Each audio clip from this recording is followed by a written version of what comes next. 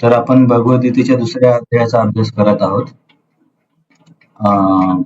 यामध्ये आपण मागच्या 2 क्लासमध्ये अद्वैतवाद किंवा मायावाद आणि विविध तत्वज्ञानाचा उत्क्रांती, मायावादाच्या चुका किंवा मायावादामधल्या असलेल्या कमतरता याचा खूप सविस्तर अभ्यास केलाय. कुणाचा अद्वैतवाद किंवा मायावाद याच्यावरती काही प्रश्न आहे?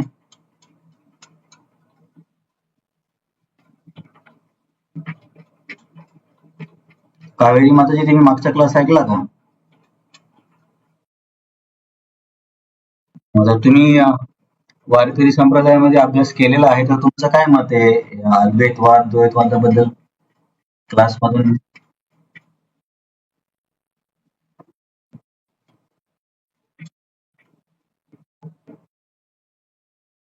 तुम्ही काही वेगळं ऐकलं असं होतं आधी?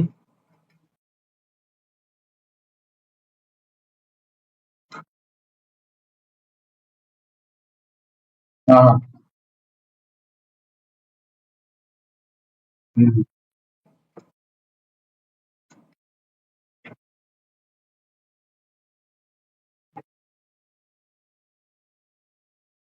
अच्छा, तर ते रामानुजाचार्यांचं नसेल, शंकराचार्यांचं असेल. तर रामानुजाचार्यांचा तर विशिष्ट अद्वैतवाद आहे. त्यांचं म्हणजे जीव आणि परमात्मा हे काही त्यांचं तत्वज्ञान नाही. तर हे चारही संप्रदायामध्ये अद्वैतवादाला मान्य करत नाही. शंकराचार्य आणि त्यांचे अनुयायी त्याला मान्य करतात. तर ठीक आहे, तुमचा काही प्रश्न असेल या अद्वैतवादाबद्दल तर तुम्ही विचारू शकता किंवा आपण समोर चर्चा करूया. तर माझा एक प्रश्न आहे, आतापर्यंत झालेल्या चर्चेवरून भगवद्गीतेची पहिली शिकवणूक काय आहे?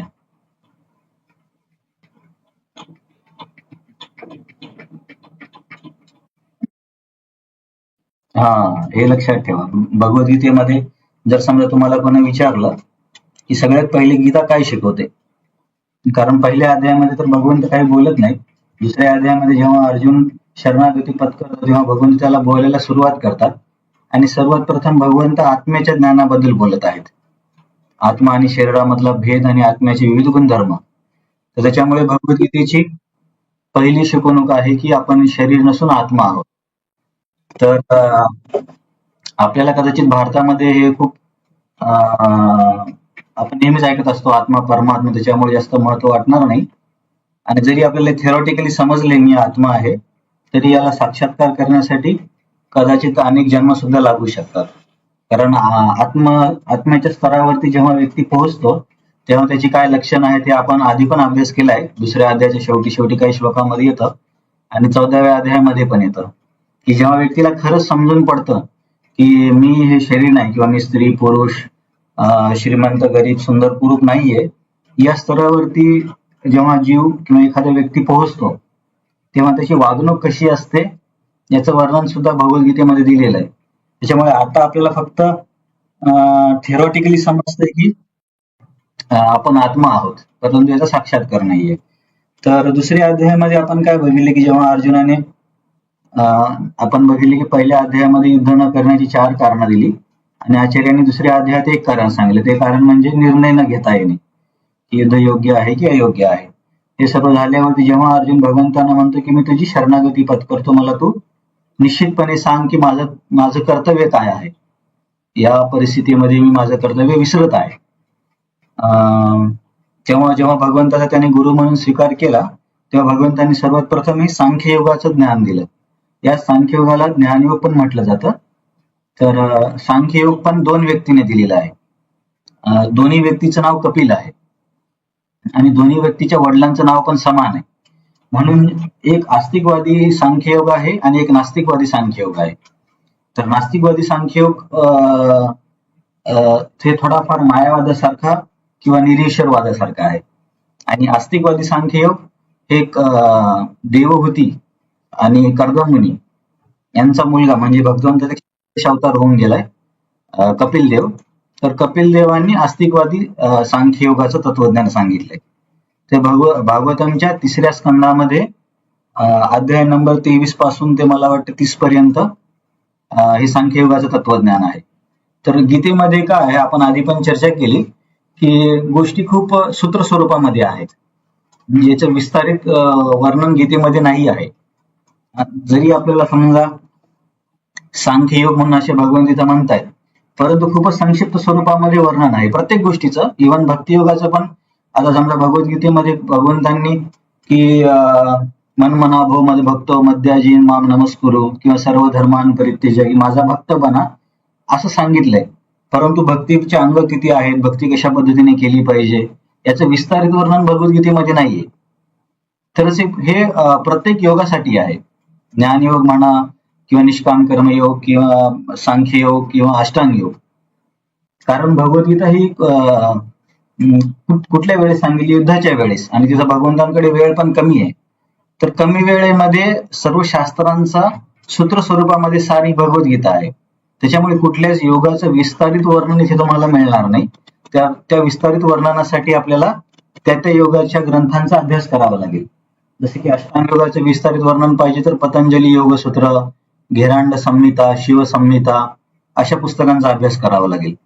आणि या सांख्ययोगाचे पण त्यांचे भरपूर ग्रंथ आहेत. आणि भागवतामध्ये जर सांख्ययोगाचा अभ्यास करायचा तर 3ऱ्या स्कंदामध्ये कपिल देव आणि माता देवहूती म्हणजे आई आणि मुलांचा संवाद आहे. कपिल देवाचे वडील कर्दमुनी लग्नाच्या आधीच त्यांचं ठरलेलं असतं. ह्या देवहूती आहेत हे मनु महाराजांची मुलगी होती. जेव्हा लग्न होतं तेव्हा कर्दमुनीने त्यांना जेव्हा मुलगा होईल तेव्हा मी घर सोडून निघून जाईल किंवा मी संन्यास घेईल. तर कर्दमुनीला सुरुवातीला 9 मुली होतात. नंतर हे कपिल देवाचा जन्म होतो, शक्तावेश अवतार म्हणून. तर जेव्हा कपिल देवाचा जन्म होतो तेव्हा त्यांचे वडील कर्दमुनी सर्व काही सोडून निघून जातात तपस्या करण्यासाठी. तर तेव्हा माता देवहूती कपिल देवांना म्हणते की मी इतके वर्ष गृहस्थाचं जीवन जगले, तुझ्या वडिलांनी माझी खूप काळजी घेतली, परंतु मला असं वाटतंय की मी इतक्या महान तपस्वी व्यक्तीचा पती म्हणून प्राप्ती केली, परंतु त्यांच्या तपस्येचा मी उपयोग नाही केला. मी कधी अध्यात्माकडे फार काही लक्ष दिलं नाही आणि इंद्रिय तृप्तीमुळे माझं नुकसान झालं, अशी माता देवहूती आपल्या मुलाला कपिल देवांना बोलते. तेव्हा त्यांच्या प्रश्नाच्या उत्तरार्थ कपिल देव माता देवहूतीला सांख्ययोगाचं खूप विस्तारित वर्णन करतात. त्याच्यामध्ये भक्तियोगाचे पण संदर्भ आहेत.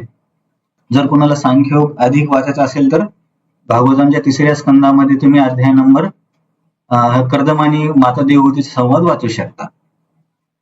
तर आपण इथे हा सांख्ययोगाचा संक्षिप्त स्वरूपामध्ये जी चर्चा झाली त्याचा अभ्यास करत आहोत.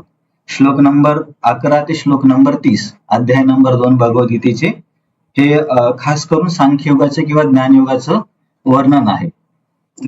याच्यामध्ये हे लोक काय करतात की आत्मा आणि शरीराचा पृथकात्मक अभ्यास करतात. तर याच्यामध्ये आपण सुरुवात केलेली आहे. तर या तत्वज्ञानाचा अभ्यास करताना भगवंतांनी सर्वात प्रथम अर्जुनाला फटकारलं की ज्या गोष्टीबद्दल शोक नाही केला पाहिजे त्या गोष्टीबद्दल तू शोक करत आहे. की जे स्थूल शरीर आहे त्याच्यातून तर किती जरी प्रयत्न केले तरी प्राणवायू निघून जाणारच आहे. त्याच्यामुळे त्याच्यासाठी शोक करणं हे पण चुकीचं आहे. आणि सूक्ष्म शरीरासाठी पण शोक नाही केला पाहिजे, कारण त्याच्यातून प्राणवायू कधीच जात नाही, आणि जेव्हा त्याच्यातून प्राणवायू जातो तेव्हा व्यक्तीला मोक्ष मिळालेला असतो. आणि आत्म्यासाठी पण शोक नाही केला पाहिजे. तर कुठल्याही स्तरावरती शोक करण्यासाठी किंवा दुःख मानून घेण्याचं कारण नाहीये असे भगवंत सांगतात. नंतर श्लोक नंबर 12 मध्ये भगवंतांनी इथं मायावादाचं खूप चांगल्या पद्धतीने आपण चर्चा पण केली, खंडन झालं की जीव बद्ध अवस्थेमध्ये असू द्या किंवा मुक्त अवस्थेमध्ये असू द्या, कधीही जीव भगवंत बनत नाही किंवा भगवंतांशी एकरूप होत नाही. त्याचं स्वतंत्र अस्तित्व नेहमी अस्तित्वामध्ये असतं.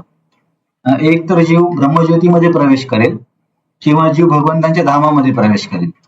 परंतु दोन्ही स्थितीमध्ये आत्मा कशामध्ये मिसळून गेला असं नाही होत, कारण आत्म्याचा गुणधर्म आपण समोर अभ्यास करणार आहोत.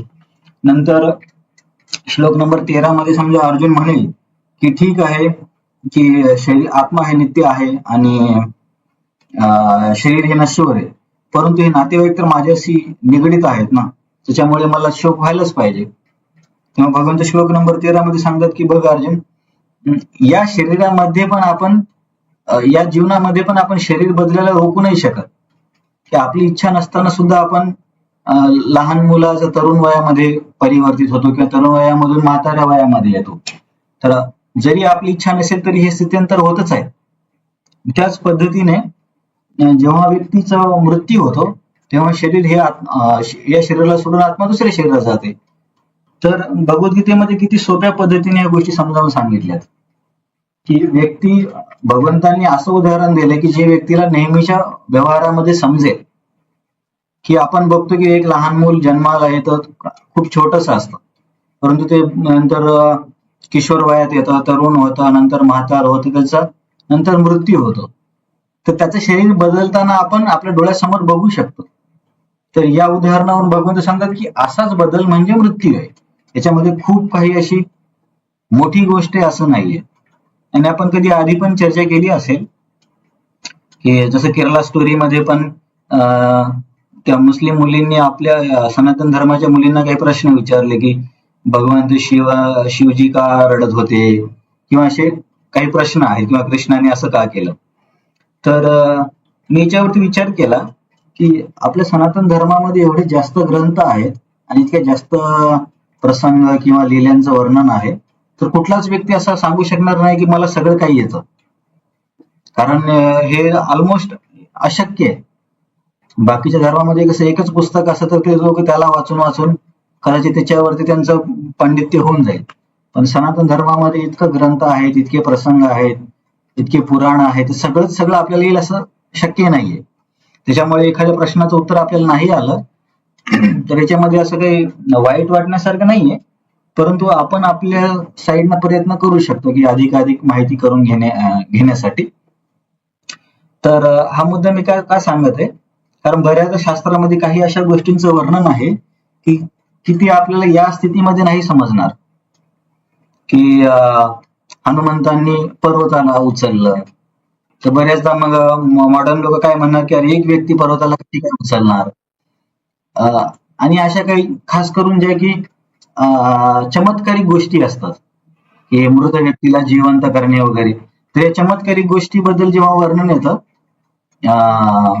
तेव्हा आपल्याला असं वाटू शकतं की हे कसं काय होऊ शकतं.